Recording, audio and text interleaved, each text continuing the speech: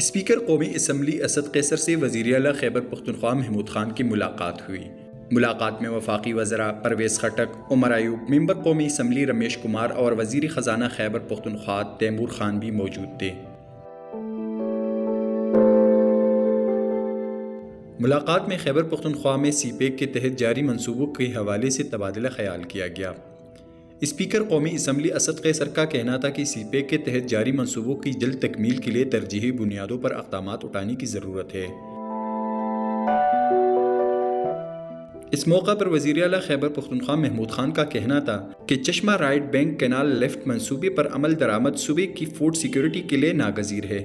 اس منصوبے کی تکمیل کے لیے صوبے کی جنوبی اضلاع میں لاکھوں ایکڑ بنجر اراضی زیر کاشت آئے گی۔